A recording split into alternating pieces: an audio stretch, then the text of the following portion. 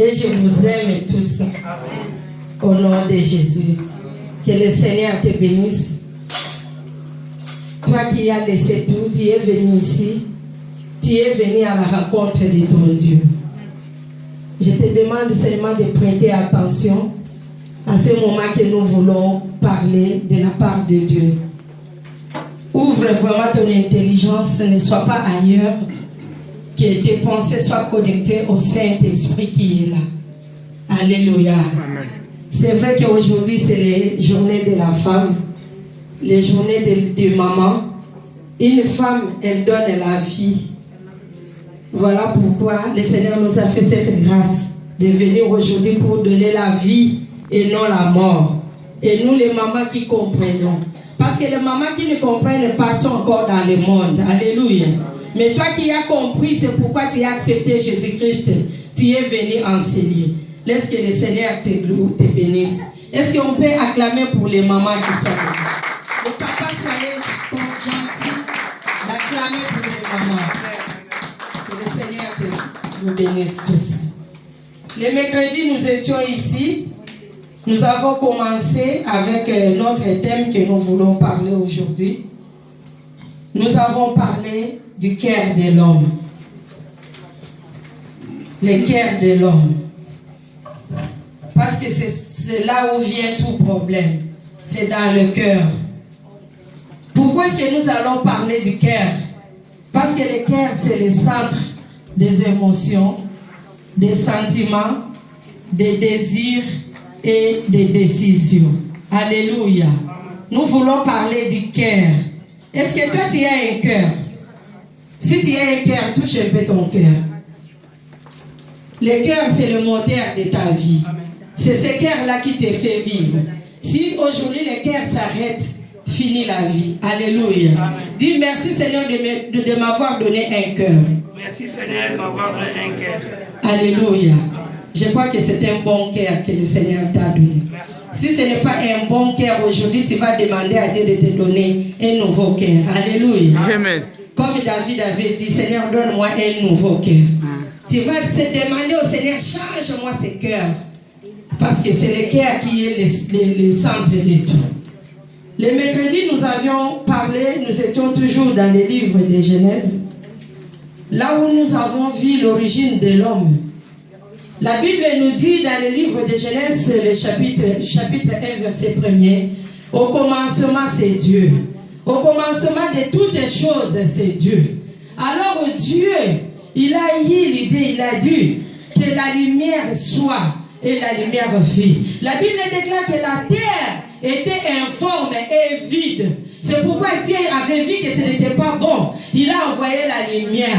La terre, là, nous avons défini que la terre, c'est ton cœur, c'est mon cœur. Alléluia. Amen. Nous voulons parler de cœur. Ce cœur ici, nous le comparons à la terre. La terre qui était informe. En quelque sorte, cette terre, c'est ton corps. Ton corps, ta vie était informe. Quand tu n'avais pas encore connu le Seigneur Jésus-Christ, tu étais informe. Tu déambulais, ta vie n'avait pas de sens. Ta vie n'avait pas de valeur. Parfois même, tu étais dans la pauvreté. Tu étais condamné quelque part. Tu étais dans la malédiction. Tu ne connaissais pas le Seigneur. Tu étais dans le monde, dans l'alcoolisme. Tu étais dans l'ivrognerie, dans la prostitution. Tu ne connaissais pas le Seigneur. Tu étais dans l'impureté. Tu faisais tout ce qui ne pouvait pas être bien fait. Parce que la lumière n'était pas là. Mais quand la lumière est venue dans ta vie, la lumière c'est Jésus-Christ. Alléluia. Amen. Dieu dit que la lumière soit et la lumière fut. Mais là c'est cette lumière-là qui éclate dans ton cœur. Disons Alléluia. Alléluia.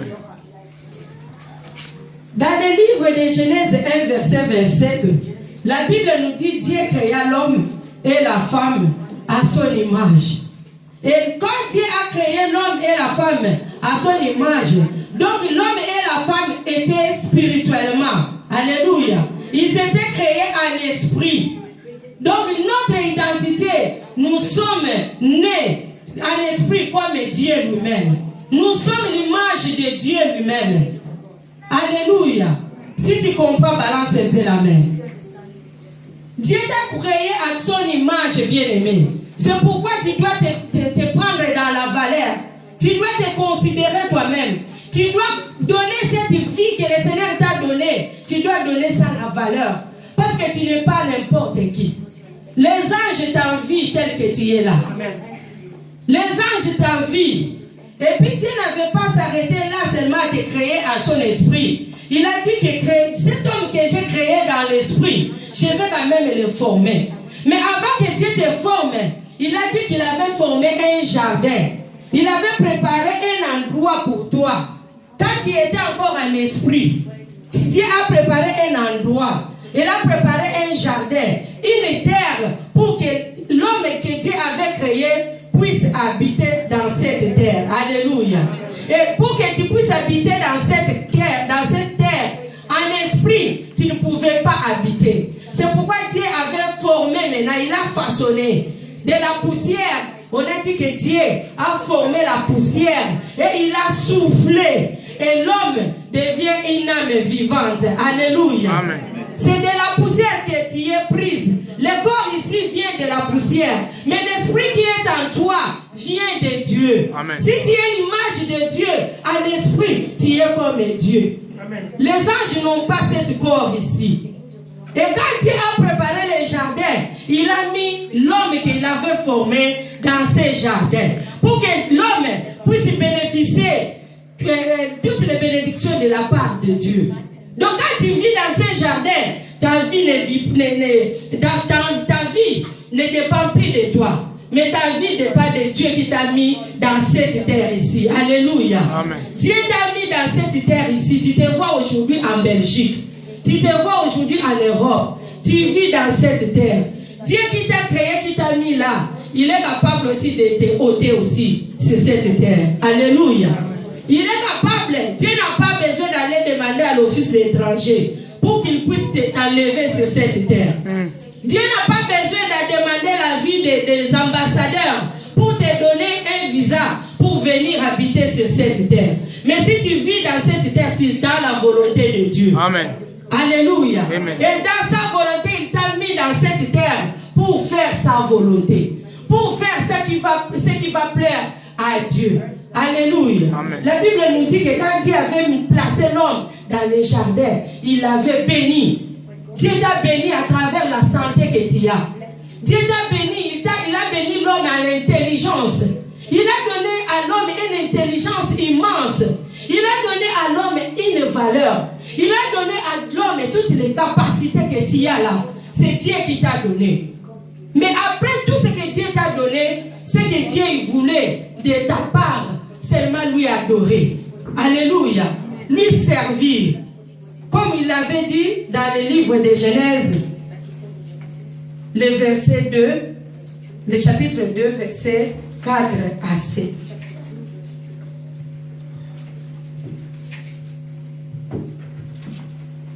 Papa et Marc, si tu peux nous aider à faire la lecture. Genèse 2, chapitre 4, verset 4 à 7.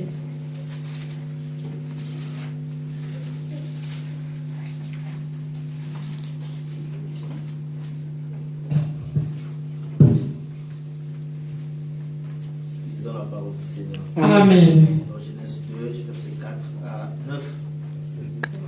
À 7.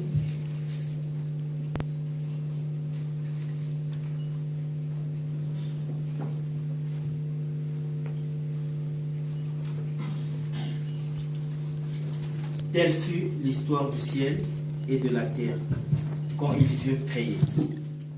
Lorsque l'Éternel Dieu fit la terre et le ciel, il y avait encore une arbuste des champs sur la terre et aucune herbe des champs ne poussait encore. Car l'Éternel Dieu n'avait pas fait pleuvoir sur la terre, il n'y avait pas l'homme pour cultiver le sol. Cependant, une vapeur montait de la terre et arrosait toute la surface du sol. L'Éternel Dieu façonna l'homme avec la poussière de la terre. Il insuffla un souffle de vie dans ses narines et l'homme devint un être vivant. Alléluia. Que nous voyons l'origine des ciels et de la terre.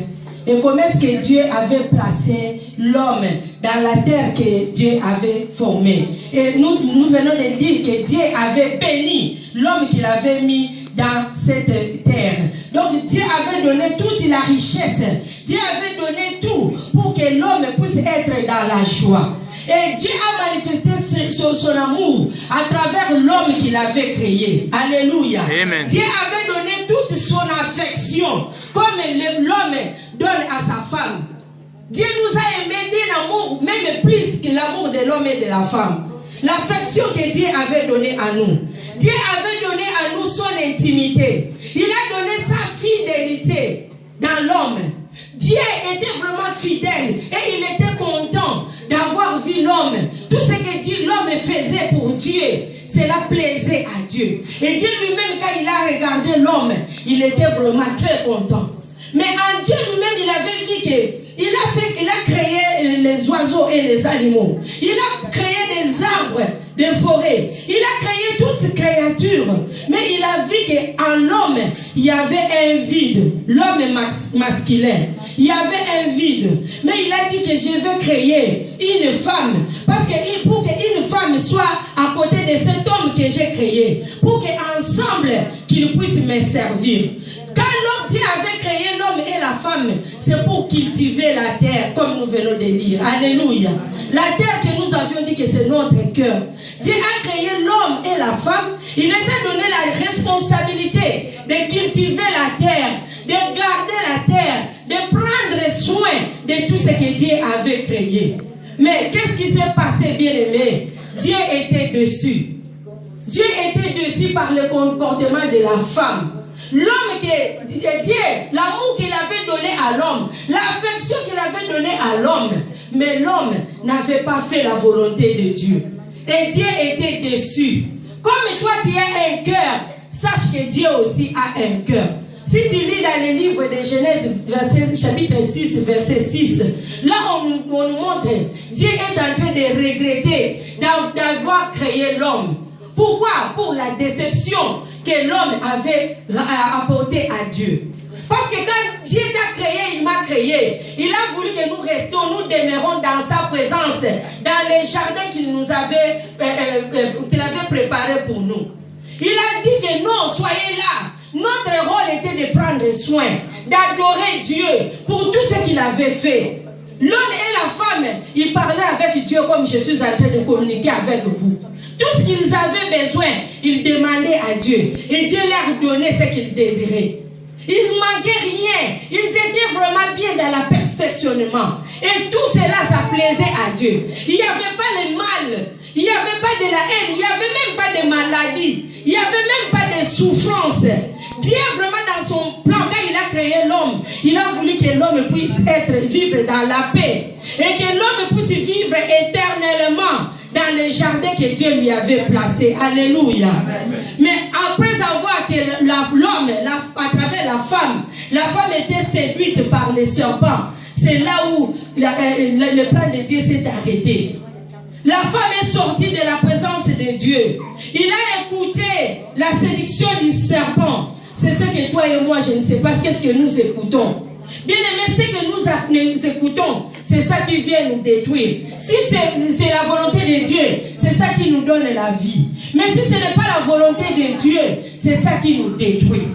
Quand l'homme et la femme étaient dans les jardins, la Bible dit que le Dieu n'avait pas encore fait pleuvoir parce que l'homme n'était pas là. Mais quand il a fait entrer l'homme dans les jardins, Dieu a commencé à faire tomber sa pluie. Et la pluie, nous avions dit que c'est la bénédiction. Alléluia. La pluie, c'est la parole de Dieu. La parole que Dieu nous donne, c'est cette parole qui nous bénit. Quand tu les mets en pratique, quand tu obéis à la voix de Dieu, quand tu fais la volonté de Dieu, et tu es béni.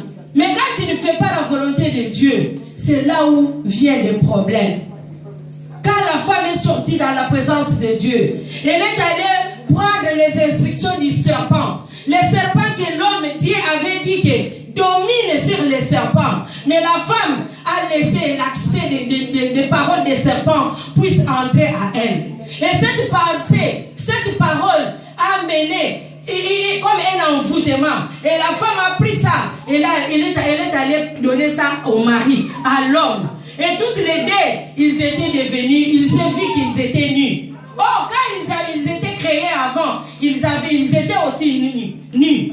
Mais comme ils vivaient dans la gloire de Dieu, ils vivaient dans la divinité de Dieu, ils étaient toujours dans la gloire. Ils ne voyaient pas qu'ils étaient nus.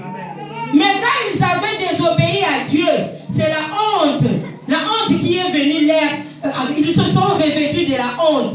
La gloire de Dieu était quittée à eux. C'est pourquoi, toi bien-aimé, quand nous faisons ce qui ne plaît pas à Dieu, nous sommes confondus. Nous marchons la tête courbée. Ce n'est pas ça la volonté de Dieu. Dieu nous a créés pour que nous puissions vivre dans la paix, dans la joie, selon son plan. La souffrance que tu as maintenant, la maladie que tu as maintenant, tout ce qui ne te rend pas la vie heureuse, ça ne vient pas de Dieu. Dieu, dans son propre plan, il a voulu que toi tu puisses être réjoui tout le temps, dans la joie pour l'adorer. Comme dans le cœur de l'homme, Dieu lui-même, l'homme n'avait pas demandé la femme à Dieu. Mais Dieu a vu que dans le cœur de l'homme, il manquait quelque chose. Dieu, il a créé la femme. À travers le côte qu'il a tiré du côté de l'homme, il a créé la femme. On a dit que la Bible dit que Dieu a mis même de la chair. Donc là où c'était vide, Dieu a comblé le vide de l'homme. Alléluia. Voilà pourquoi toi, papa, tu dois respecter ta femme. La femme vient de toi, papa, tel que tu es là. La femme que tu vois à côté de toi, elle vient de toi. Elle fait partie de toi. Quand tu la fais souffrir, sache que tu es en train de te faire souffrir toi-même. Tu dois donner de la valeur à cette femme que Dieu t'a donnée. Quand l'homme avait vu la femme, l'homme a commencé à adorer Dieu. L'homme était vraiment dans la réjouissance. Mais la Bible nous montre ici, quand Dieu avait tiré les côtes, ce n'était pas des côtes comme nous voyons aujourd'hui. Aujourd'hui, les papas se réjouissent avec des côtes. Des femmes, 3, 10 même, pour qu'ils soient heureux. Mais ce n'est pas ça la volonté de Dieu. Alléluia. Amen. Les papas, ne vous fâchez pas contre moi. C'est la parole qui nous aide. Alléluia. Tu dois te réjouir avec la femme que le Seigneur t'a donnée. Même si l'homme, la femme avait ramené Dieu, l'homme dans le péché. Parce que ce n'était pas l'homme qui est sorti de la présence, c'est la femme. Mais nous voyons ici notre exemple de notre papa Adam. Elle n'avait pas chassé Ève à ses côtés. Il était toujours avec sa femme. Elle a soutenu sa femme même dans les conditions que Dieu les avait données. La punition que Dieu les avait donnée. Adam était toujours avec sa femme. Ils sont partis aller loin de la présence de Dieu. La Bible dit qu'ils ont pris les feuilles de figuier pour couvrir leur nudité. Ça, c'est quand nous sommes dans la honte, bien-aimés. Quand nous sommes dans des problèmes, nous cherchons des solutions nous-mêmes. Mais voici encore, même si l'homme avait péché, ici Dieu est venu manifester encore son amour. Alléluia. Amen. À travers toi, à travers moi. Dieu, la Bible dit que Dieu a tué un animal. Et il a pris la peau de cet animal. Il a ouvert l'homme. Dieu n'avait même pas reproché à l'homme de ce qu'il avait fait. Pourquoi tu as pris des feuilles de figuier, tu t'es couvert? Dieu, il est venu seulement dans son amour. Il a pris ces feuilles-là, il a jeté. Il a pris la peau d'un animal, l'animal qui n'avait rien fait. Il a tué cet animal pour te couvrir. Cet animal ici, c'est Jésus-Christ. Alléluia. C'est l'image de Jésus. Jésus-Christ, c'est qu'il a accepté, bien-aimé, de venir prendre notre place. C'est toi et moi qui ont péché. Mais Jésus-Christ n'avait rien fait. Il est venu, il a donné sa vie pour que toi et moi nous soyons sauvés. Pour que nous puissions rentrer encore dans la première gloire, là où Dieu nous avait fait dans les jardins d'Aden. Alléluia. Voilà pourquoi, bien-aimés, ne cherchez pas toujours à sortir dans la présence de Dieu. Même s'il y avait un problème, Dieu il savait que le diable était sur terre. Avant que l'homme et la femme puissent vivre sur cette terre, le diable était déjà là. Et alors Dieu avait dit à l'homme et à la femme, cultivez la terre. Alléluia. Cultivez la terre. Cela veut dire travaillez votre cœur. Travaillez votre cœur, bien-aimé. Devant les situations difficiles, toi tu dois travailler ton cœur. Devant les conditions difficiles, tu dois travailler ton cœur. en invoquant le nom du Seigneur Jésus dans la prière. Alléluia. Parce que c'est lui notre secours. Ici, Adam et Ève, ils ont pris la solution d'aller se couvrir avec des feuilles de figuier. Ce n'est pas ça. Et ils étaient les premiers nés. Mais le diable est venu les attaquer. Alléluia. Amen. Comme nous voyons aujourd'hui, on va te dire que non, c'est le lien de la famille. Ici, c'était la première famille. Il n'y avait pas encore de lien de famille à ce moment-là. Mais le diable était là. Il est venu les attaquer. Et ils avaient séduit. Au lieu qu'ils rentrent dans la parole de Dieu, la parole que le Seigneur les avait donnée, qui est restée dans ma présence, cultiver la terre. Et moi, je suis là pour vous. Dieu était là pour leurs besoins, pour les nourrir, pour prendre soin d'eux. Et ce qu'ils devaient faire, de cultiver seulement la terre et de prendre soin des jardins que Dieu les avait donnés. Alléluia. Amen. Nous allons prendre dans le livre de Romains 12.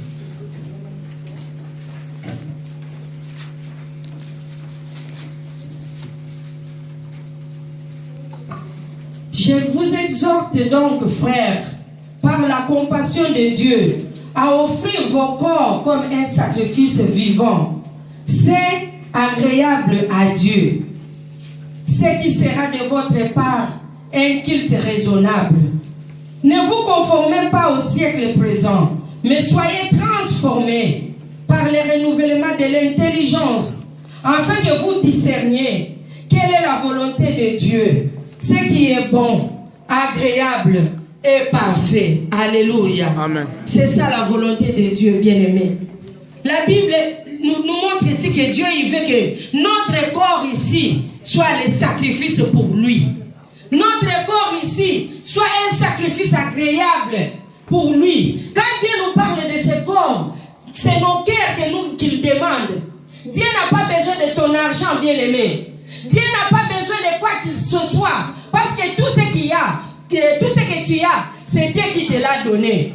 Tu as de l'argent, tu as un bon travail, tu as des enfants, tu as un bon mari, une belle femme. C'est Dieu qui t'a donné tout ça.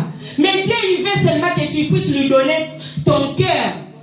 Aujourd'hui, ce que Dieu te demande aujourd'hui, c'est seulement ton cœur. Que ton cœur puisse adorer Dieu dans la vérité. Que ton cœur puisse t'amener à faire toujours la volonté de Dieu. À discerner, bien-aimé. Devant des problèmes, devant les situations difficiles, toi, tu dois discerner quelle est la volonté de Dieu. Tu ne dois pas te laisser séduire comme Ève était séduite par les serpents, par des conseils que le serpent lui avait produits. La Bible nous dit que le diable c'était un menteur. Quand tu vois un ami, quelqu'un, une personne qui vient te produire des conseils qui ne sont pas dans la parole de Dieu, sache que ça c'est le diable. Parce que le diable il est rusé. Quand il vient, il ne va pas te montrer avec des cornes comme ça pour que tu saches que ça c'est le diable. La Bible nous dit que la femme, quand elle avait vu le fruit de cet arbre de vie, c'était précieux. Même en voyant comme ça, c'était agréable. Il s'était bien à voir. Mais ce sont les choses du monde. Quand nous voyons les choses de ce monde, bien-aimés, ça paraît précieux. Quand tu vois des choses qui se passent dans le monde, ça, à tes yeux même, tu es fier peut-être, tu envies même les autres. Mais tu ne sais pas d'où ça vient. Tu ne sais pas comment est-ce que celui-là qui a beaucoup d'argent, celui-là qui a une belle vie, comment est-ce qu'il a gagné cette vie-là. Alléluia. Amen. Aujourd'hui, il y a beaucoup de gens qui font n'importe quoi, qui détruisent leur corps à cause des choses du monde. Tu vas voir aujourd'hui les jeunes filles qui aiment les papas, qui sont bien habillés en Mercedes, dans des belles voitures. Mais il ne sait pas de ce papa-là. Peut-être il est rose-chrétien. Aujourd'hui, tu sors avec lui. Demain, il va te sacrifier. Il y a même des jeunes hommes, quand ils regardent l'Internet, ils regardent les stars. Il dit que je vais devenir comme ces stars-là. Peut-être il a signé un contrat avec Satan. Toi, tu ne sais pas. Il a sacrifié toute sa vie pour devenir ce qu'il est. Toi, tu ne sais pas. C'est ça les choses du monde. Quand toi, tu vois, tu ne sais pas d'où ça vient. Ce qui est caché en dessous de tout ce que tu vois là de bien, tu ne sais pas. C'est comme le serpent avec sa rise. Il est venu en rise chez Ève. Mais ce qu'il cachait là-bas sous dedans, Ève ne savait pas. C'est ça la Bible vient de nous dire. Dieu, il veut notre cœur bien-aimé. Il n'a pas besoin de tout ce que tu as. Il veut seulement que tu puisses lui offrir ton cœur. Et nous allons voir maintenant le cœur que Dieu demande. C'est quelle sorte de cœur. Alléluia. Nous allons voir, bien-aimés, les résultats de ce que Adam et Ève ont fait. Par manque de l'obéissance à la parole de Dieu. Ce qu'ils avaient fait, la désobéissance qu'ils avaient commis, qu'est-ce que cela a amené dans leur vie de famille? Nous allons lire Genèse 4.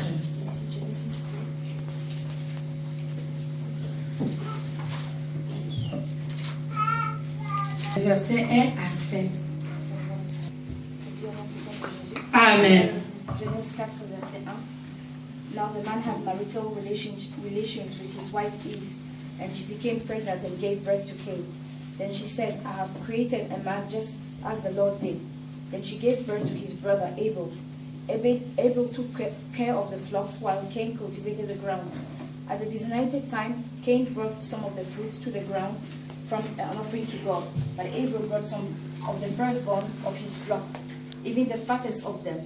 And the Lord was pleased with Abel and his offering.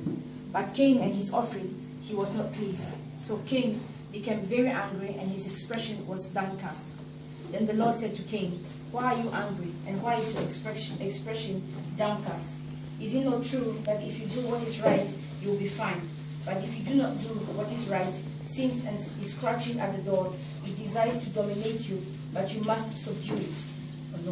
Amen. Amen. Je lis en sa femme, elle connut et enfanta Caïn et Caïn. Et elle dit, j'ai acquis un homme par l'Éternel. Elle enfanta encore son frère Abel. Abel fit berger et Caïn fit laboureur. Au bout de quelque temps, Caïn fit à l'Éternel une offrande de fruits de la terre. Et Abel, de son côté, en fit une des premiers-nés de son troupeau. Et leur graisse, l'Éternel porta un regard favorable sur Abel et sur son offrande. Mais il ne porta pas un regard favorable sur Caïn et sur son offrande. Caïn fut très irrité et son visage fut abattu. Et l'Éternel dit à Caïn, pourquoi es-tu irrité? Et pourquoi ton visage est-il abattu? Certainement, si tu agis bien, tu te relèveras ton visage. Et si tu agis mal, le péché se couche à la porte. Et ses désirs se portent vers toi. Mais toi, domine sur lui. Cependant, Caïn adressa la parole à son frère Abel. Mais comme ils étaient dans les champs, Caïn se jeta sur son frère Abel et le tua. L'Éternel dit à Caïn, où est ton frère Abel? Il répondit, je ne sais pas. Suis-je le gardien de mon frère? Et Dieu dit, qu'as-tu fait? La voix du sang de ton frère crie de la terre jusqu'à moi. Maintenant tu seras maudit de la terre qui a ouvert sa bouche pour recevoir de ta main le sang de ton frère. Quand tu cultiveras le sol, il ne te donnera plus de richesse. Tu seras errant et vagabond sur la terre. Caïn dit à l'Éternel, mon châtiment est trop grand pour être supporté. Voici, tu me chasses aujourd'hui de cette terre. Je serai caché loin de ta face. Je serai errant et vagabond sur la terre. Et quiconque me trouvera me tuera. L'Éternel lui dit, si quelqu'un tuait Caïn, Caïn serait vengé 7 fois. Et l'Éternel mit un signe sur Caïn pour que quiconque le trouvera ne le tue point. Parole du Seigneur. Amen. Bien-aimés, nous parlons de notre cœur. Ici, nous voyons deux cœurs différents.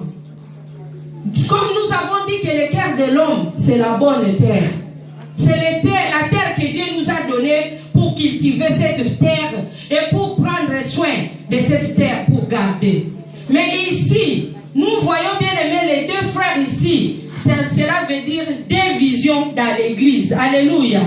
Ils étaient frères d'une même mère et d'un même père. Mais ils avaient deux visions. C'est ça la Bible nous dit. Donc dans une église ou dans une famille, on ne peut pas voir deux visions. Quand on dit des visions, qu'est-ce que vous entendez par là?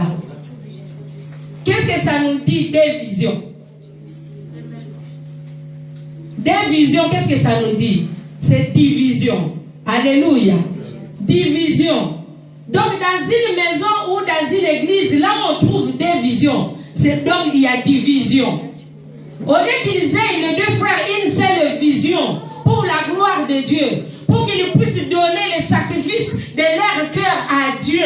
Mais les deux frères ici, chacun avait son vision de son côté. Ça vient déjà du produit du péché que leurs parents avaient fait. Ça a amené déjà les enfants à être divisés. La Bible nous montre comment chacun d'eux avait apporté son offrande à Dieu.